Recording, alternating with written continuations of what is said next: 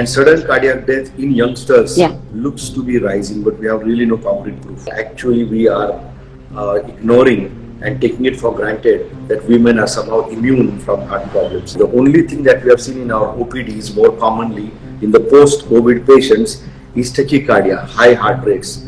And those will respond easily to medicines. They will settle down over a period of time. But there is a small percentage of people in whom it could get serious. It could lead to cardiac death. It could also lead to SCDs.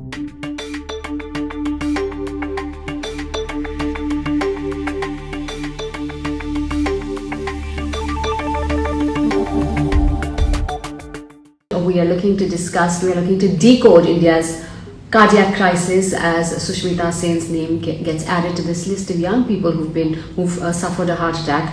We're looking to understand the role that genes play in our health. We're looking to understand if there's a residue from COVID. We're trying to see if there are boundaries to exercising, what really goes on, the myths, trying to debunk the myths, and of course trying to understand really what the real situation is. And joining me today is Dr. Vivek Jawali. He is joining me from Bangalore. Thank you so much, Dr. Jawali, for joining me. A quick introduction.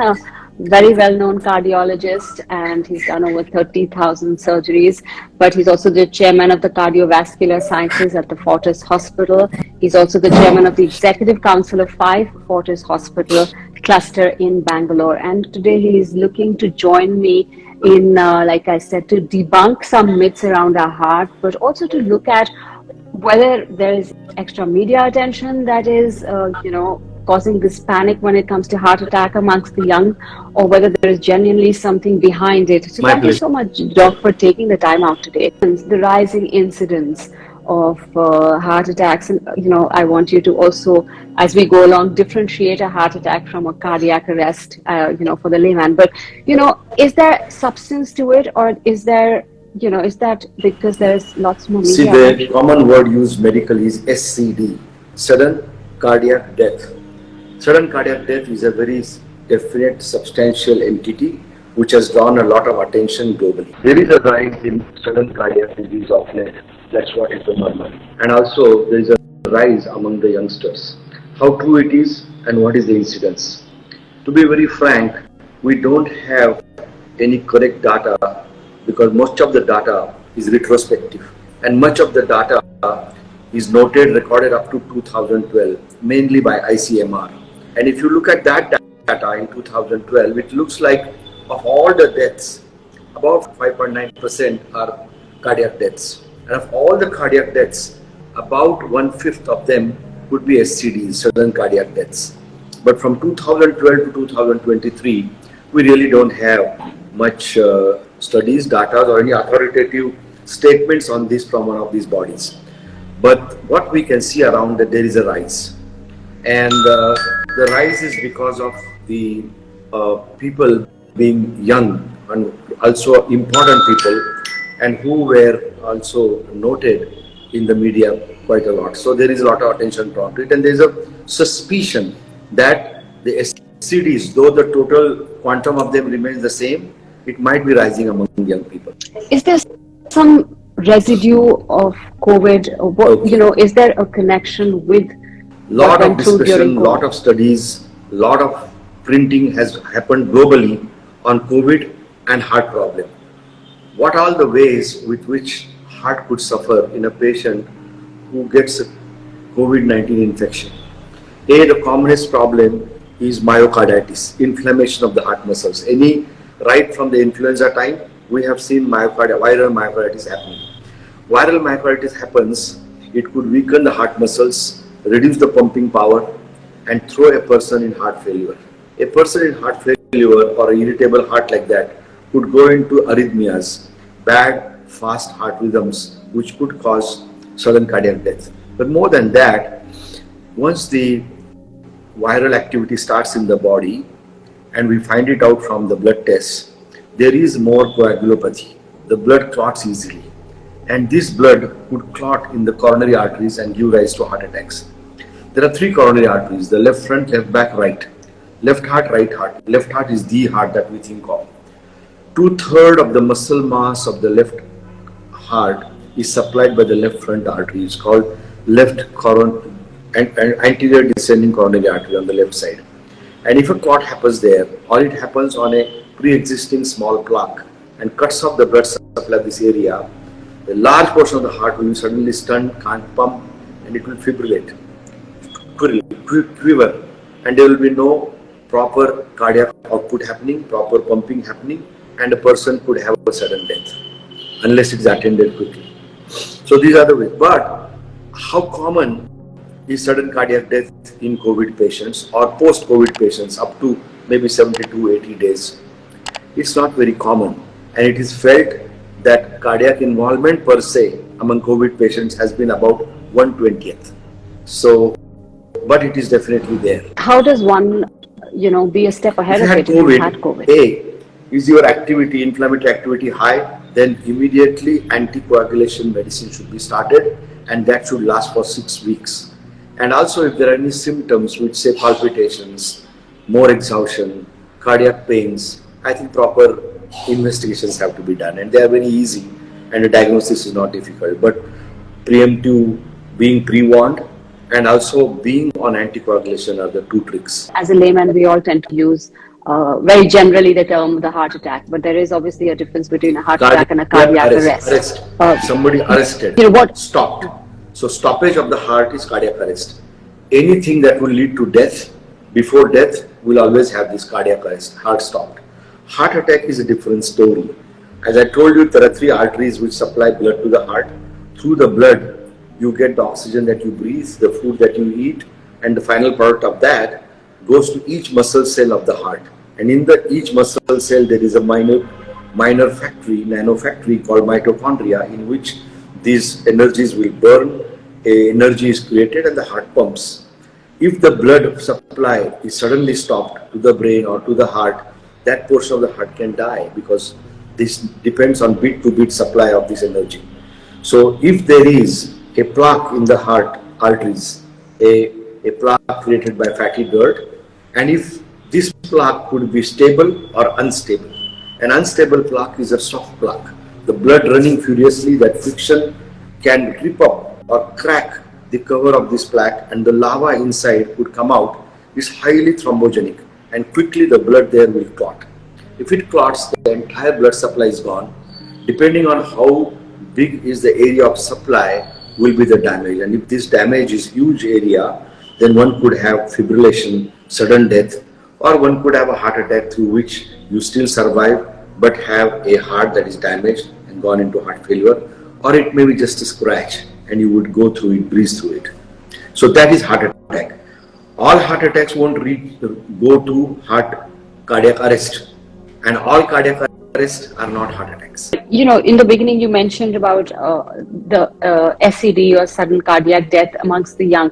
When you correlate it with an older population, where would you older or younger, myocarditis can happen and clotting can happen. Mercifully, the incidence has not been very high. The only thing that we have seen in our OPDs more commonly in the post-COVID patients is tachycardia, high heart rates, and those will respond easily to medicines. They will settle down over a period of time.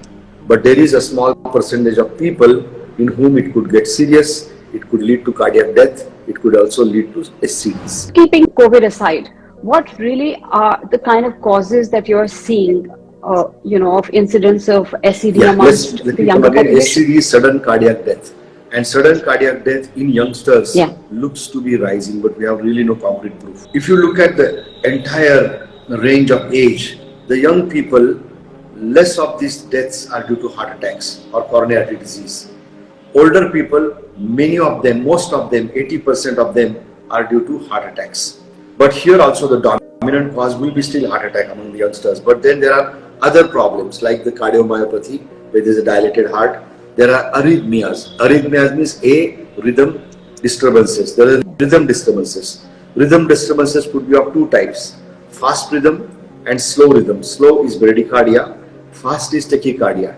This tachycardia, fast rhythm disturbances would come because of certain electrical short circuiting in the heart.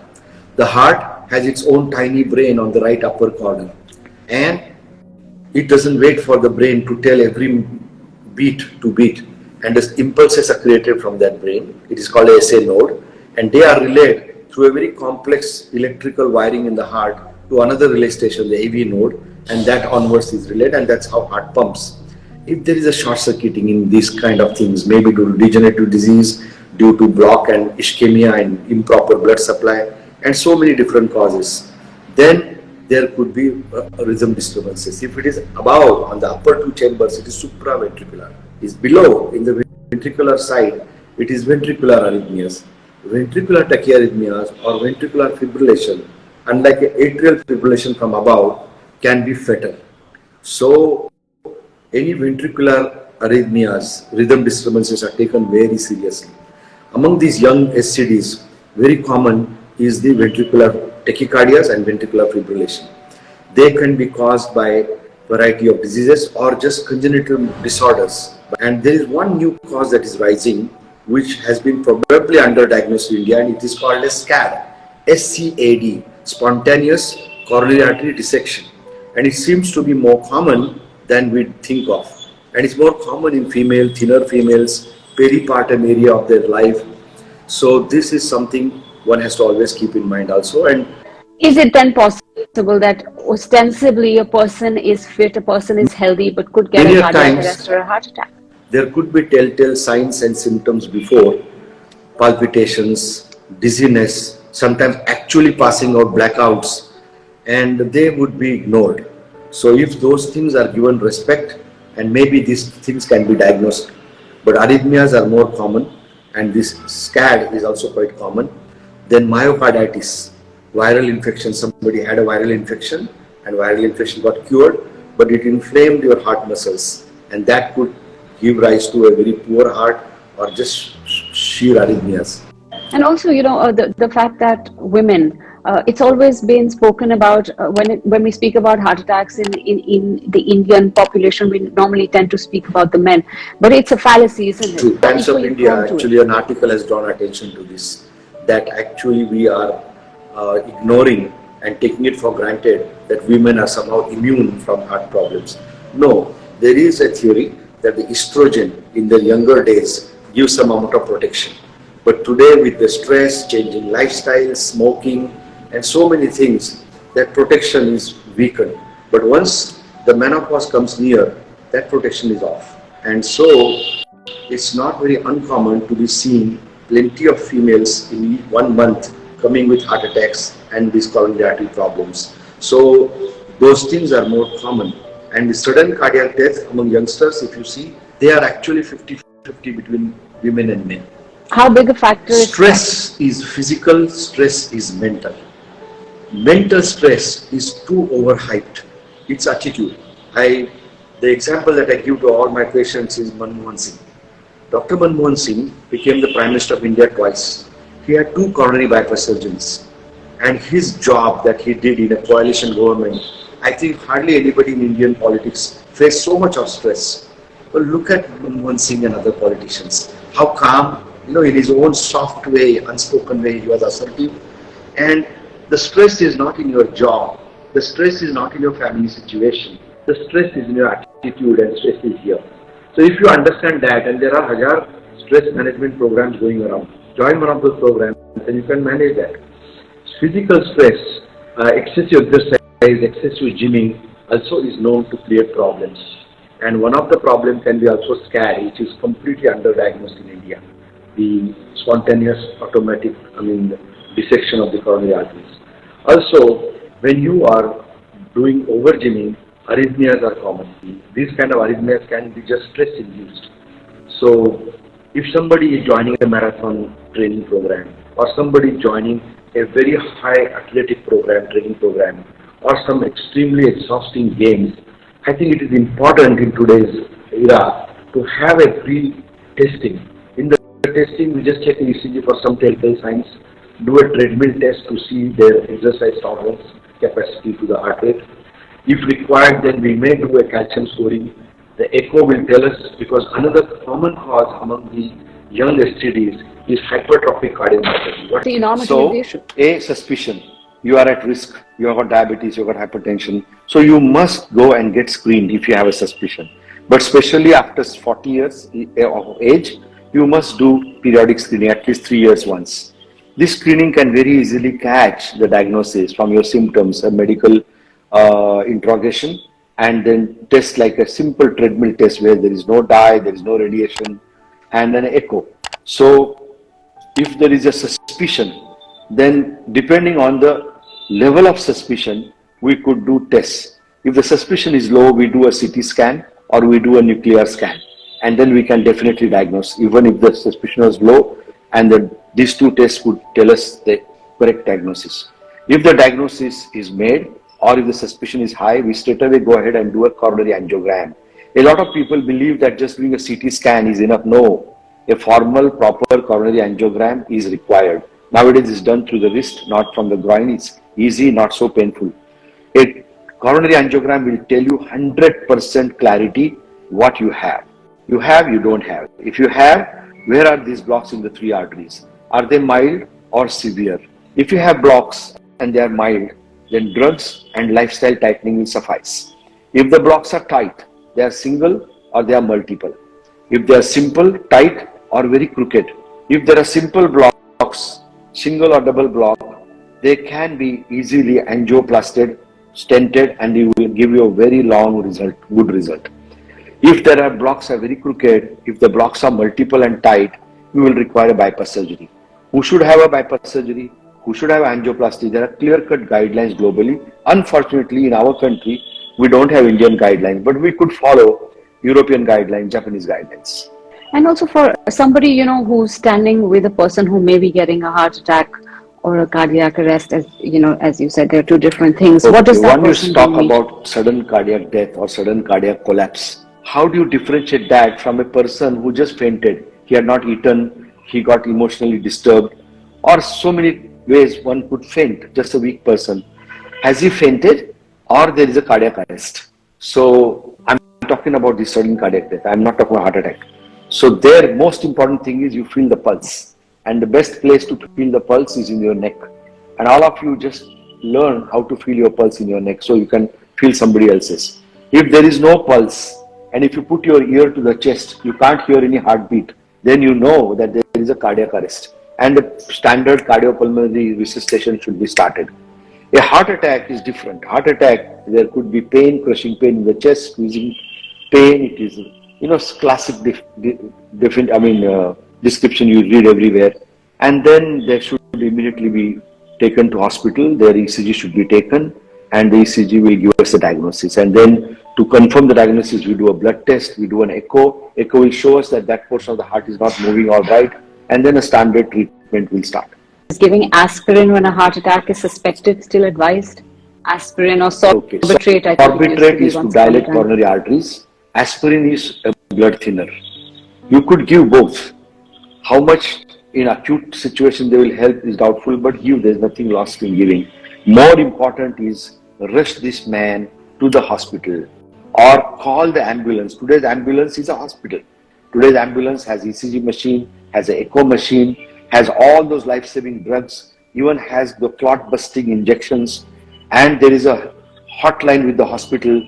There is a video calling with the hospital ICU. So they are ICUs on wheel. And everywhere in all the major cities, all hospitals have hotlines. So that is more important. What are the warning symptoms of, you know, are there any warning symptoms? And I think you've mentioned a couple, but if you want to just go through that again. Warning symptoms. And also, you know, what is... For sudden cardiac death or... yeah, that's what I'm telling. That sudden cardiac. Person, most of these guys are youngsters, feeling dizzy now and then, sometimes blackouts, chest pains coming, ignoring, palpitations, fast heartbeats. So give some credence to them, get checked. It may be nothing, okay, fine, but you haven't lost anything. But if there is something, today it can be picked up. Today, trained cardiologists are everywhere. I come from a smaller district place in Karnataka called Gulbarga. Gulbarga has almost 18 DM cardiologists, the postdoctoral.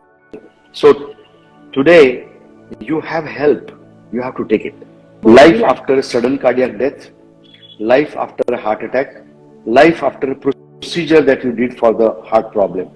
A sudden cardiac death most of the time dies. I mean, if he is diagnosed to be cardiac arrest and he is revived and he is taken to ICU and he survives, those are not very common. But he survives, then today we have the whole gamut of treatment for him to settle down to normalcy of life. It may be blocks in the cardiac arteries and he may get a stent done or he may get a bypass surgery done. There may be some other arrhythmias. Those arrhythmias could be chased. We could do an electrophysiological mapping. There is one whole different specialty vertical in our department called electrophysiologist, and they can go and minutely trace the entire pathway of the conduction fibers, the electrical system of the heart, and find out where are the short circuits. They can be ablated and the patient can be cured. They could get implantable defibrillator. Say somebody is getting this kind of fibrillation, we could implant a defibrillator like a pacemaker, and the defibrillator can diagnose when a fibrillation or ventricular tachycardia starts and deliver a shock. That shock, that person may feel like a small ant bite. He would not even know, he would be walking, and they could be saved. So there are varieties of treatment possible today to keep them all right. And if they have undergone a procedure like a stent or a bypass surgery, they must wake up and they must understand that they have to take care of three things: A, their lifestyle; B, their medication; and C, their self-supervision and hospital follow-up. Hospital follow-up is on average 6 months to 1 year, not a big deal. But if they have their diet, their walk and their exercises, their not smoking and other important disciplines in life, the medications that have been given to them to be taken regularly. If they have diabetes or hypertension, they would be taught, trained in the hospital how to take care of themselves and not come running behind doctors every now and then. They can manage, but they must be very disciplined that every week or every 2 weeks I will do this sugar, BP, etc. tests in my bedroom. I will have these three machines: the sugar, the blood pressure, and the weighing machine. So one can very easily take care of themselves, and imagining a near normal length of life and near normal quality of sturdy life is possible. I have a young doctor. Indian food has a lot of oil. Any Does that food contribute? can have oil. You go to Italy, you go to Greece, any food can have oil. You go to Arab. So you have to have a rule that my oil cannot be more than 3 teaspoonful. There are also a lot of reports that Indian population per se is prone to getting heart issues, cardiac issues a little bit earlier than the Western population. Is that true? And is that also also very common a factor of our knowledge genes? that we Indians are amidst an epidemic of heart disease, and we have some genetic reasons behind that. Nobody knows exactly. The South has it worse. People thought that the North, the Punjabis, eat so carelessly. Southern people are more, but we have something called as the metabolic syndrome: high triglyceride, genetically disturbed cholesterol patterns. We have middle obesity, and then so this abnormal BMR, basal metabolic rate, and this kind of abnormal lipid profiles, etc., make us more prone. And on top of that, what lifestyle we Indians have built over centuries, bit by bit, and perfected it. In last maybe 75 years, we have completely destroyed that lifestyle, and especially now with this whole lot shift from rural to urban, and the stress that is there in the work areas, family areas. The nuclear families have created some different type of stress.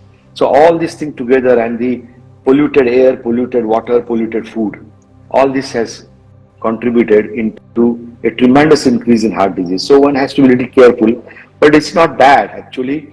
If you take good care of these preventive aspects to the tune of 80%, you can reduce chances of getting a heart attack. And take care. A properly managed diabetic whose sugars are always fine is like a non-diabetic. Same thing for hypertension. You also mentioned about the overweight aspect, but there's also women who are lean, who are prone to it, as you also mentioned. In a lot of cases that we are seeing, people are actually, they're pretty lean and fit. These lean women who are actually very disciplined could have so many other factors in them. They may have some autoimmune diseases like Takayasu's, or there are many diseases like that. Then their arterial structures may be bad and may be more prone to this sudden spontaneous coronary dissections. They, especially in the peripartum times. So those are all not very uncommon things. So women are more prone for that. So this kind of stuff without risk factor is not unknown. So that is why high degree of suspicion on symptoms, and after 40 doing your checks regularly, and more importantly just suspicion, index of suspicion. People are asking cardiac CT or angiography, Okay. which is preferred. CTs, computerized tomography. You must understand this is a multi-slice CT. What is multi-slice CT?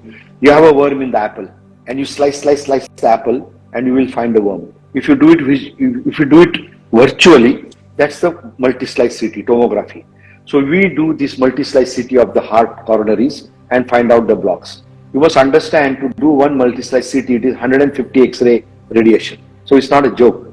And only if you really are suspecting that he is not a candidate to need a angiography, but I'm not happy, he may have something, then we do either a CT scan or a nuclear scan. And that will tell us with a good assurance that there are blocks or there are no blocks. If there are blocks, are they severe? Do they require a bypass? Do they require angioplasty? This test cannot tell me. I have to go and get a formal angiogram done, and only then I'll get the 100% answer. So these tests are not for everybody. There is a lot of wrong notion among all the general population, especially the rich ones, that what is there, go get a CT done and I will know what's happening. But you are irradiating yourself quite a lot. So all these tests have got indication, not for all. Our beloved Puneet Rajkumar, after his death, do you know Jaydeva Institute, which is a major government heart institute in Bangalore? They just got choked with people. Those youngsters, doctors, they just didn't know how to handle this crowd. And the same thing happened to many private hospitals. But that's a panic reaction. But all these things that we discussed till now, they are real. And as I told you, that 80% prevention is possible. So just three things again: eat right, don't be so lazy that you are so sedentary, don't put on weight, and don't smoke. And keep watch if you are developing any risk factors like diabetes or hypertension. And look at your family tree. So this will put you on the track. I want to know how much alcohol is right. Say 1 or 2 pills in a week is fine. It's fun. Everything that God made, if you take in moderation, you can really have a fun life. So, but what happens? What we eat with the alcohol is a problem in India. All those kind of short eats that we eat, and a lot of oil in that. The gym, over gymming, over training, not really, and being a little careless about it, being a little cocky about it is not right. So get yourself screened if you are going for a major training. And also a caution to the gym owners, because gyms are now like a ration all over even the taluka places. So I think you must make sure that your guys are certified. You must have some equipment like a defibrillator, etc. in the gym, and some kind of a state certification is very important. So these are the two new world cautions from me. Very, very I have been the medical director for this Bangalore 10K TCS World Race right from its inception. This time is the 15th year. I see now almost 30,000 youngsters run this race. My hospital itself, from 1 or 2 people, now almost 200 people are running this race. But you must, train yourself well and screen yourself before such sturdy training. Symptoms to watch for SCAD in women. Are there different symptoms, to look out for men versus more or women? less the same. Thank you My so pleasure. much for taking the time Thank out you. today, Dr. Bye. Jawali. Ciao.